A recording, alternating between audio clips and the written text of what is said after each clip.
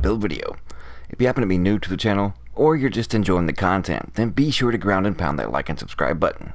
And don't forget to reach up there, trigger the bell, so that way you have post notifications on, so you never miss an upload or a stream that goes live.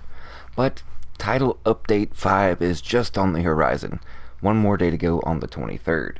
So in preparation for that, I'm making a loud statement.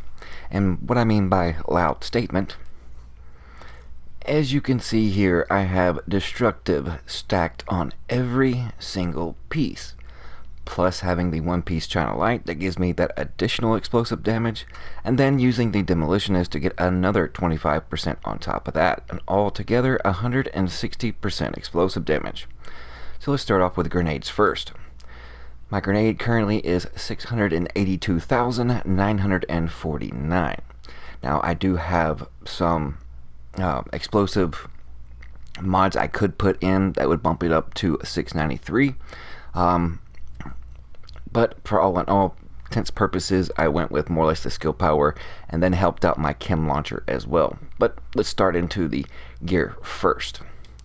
Starting with the mask. 22% damage to elites, 257 skill power with destructive, 20% explosive damage for having that one China Light piece. That gives me 10% explosive damage. Now I have other variations. I could went with this one with crit chance, or I could have went with a little bit more skill power, a little bit more damage to elites. It just is, depends on what exactly you're going for. I even have a China Light gloves here with destructive on them, but as you can see, I haven't exactly rolled that over. I'm just more or less experimenting and making things, go kaboom repeatedly, and it is loads and loads of fun. But let's move on.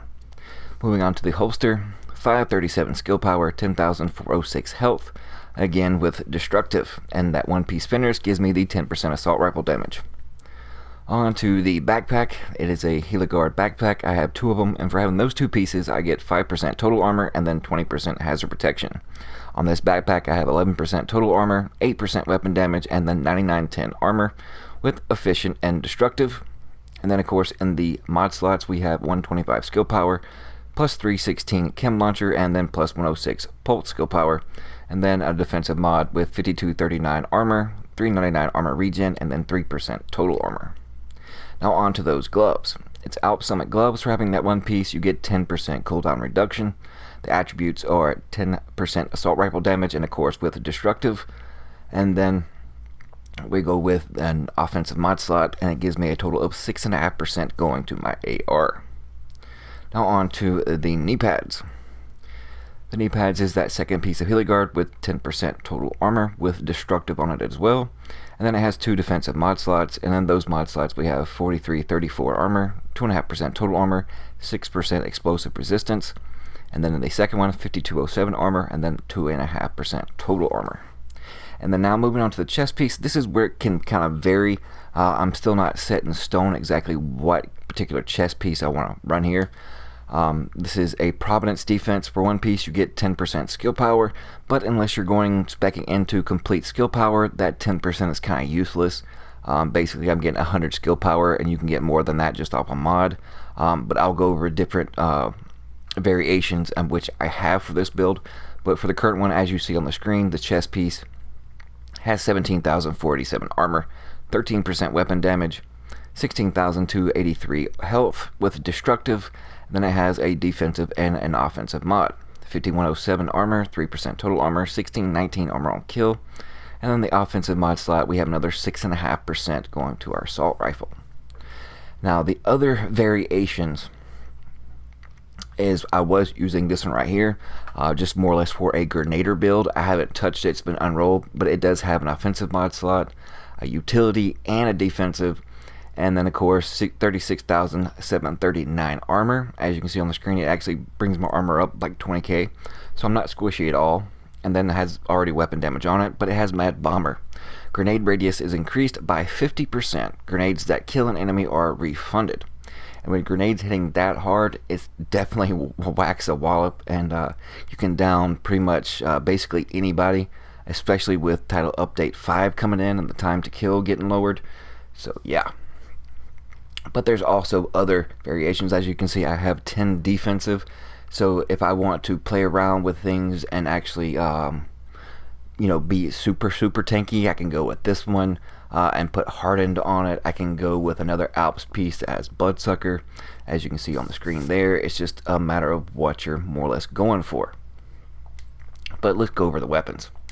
We do have the Eagle here at 27.2k base damage, a regular P4 at 22.6, and then over to the skills. Starting first with our Bombardier drone.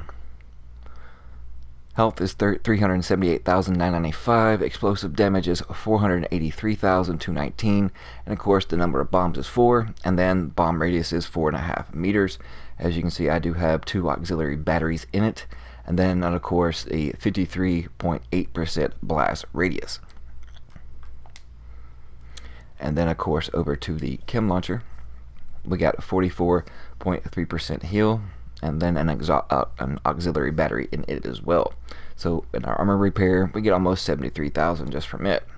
Now here is one main misconception that a lot of people are kind of getting a little confused. Some will clarify it. When it comes to these auxiliary batteries versus just overall raw skill power, the batteries you're having to use and put in these skills, like for instance, this drone battery here, if you didn't need it, then it gives you another slot to put something else in to increase that blast radius even more. And since the chem launcher only has 2 slots, by having one of those filled up with a auxiliary battery, then you're taking up an additional healing mod that you could actually put in it. So, comes to my next point. You can either stack a lot of weapon damage, not weapon damage, but destructive explosive damage as you see here, or you can just spec into tons of raw skill power, so that way you can put the mods in those skills to make them more effective without having to use auxiliary batteries, and in turn making them even more potent. But with this combination and me doing the not only enough damage with my grenades or anything explosive when it comes to skills that I use, because I have all this explosive damage, it kind of evens its way out. It just depends on your personal preference, your playstyle, and how you see fit in wanting to play these skills with all this explosive damage, right? So it's up to you, because you're not squishy, in the least. You still have over 300k armor, and these values, definitely can increase depending on if you have better pieces. If you have better pieces that have higher skill power, then you're going to have higher skill power and not necessarily need the auxiliary batteries that I have. Like I said, it just depends on your personal preference. But let's go over the character sheet. As you can see, 27,156. 24% all weapon damage bonus, 45 assault rifle damage for a total of 69. So you're still doing tons of damage. You got that 22% just, to deal with the NPCs in the dark zone or for light PvE work. 53,744 max health, 26,872 health regen, 20% hazard protection, bleed, blind, burn, disorient, disrupt, and shock. And then our skill power, 1011, 10% cooldown, 2899 drone skill power, 2425 chem launcher skill power, and then there's the rest as you see fit.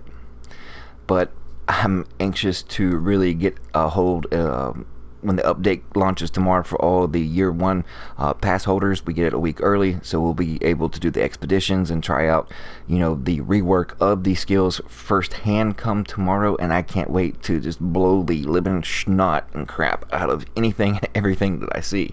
Just mix and matching between the mortar, the drone, the seeker, and of course having grenades that are this potent.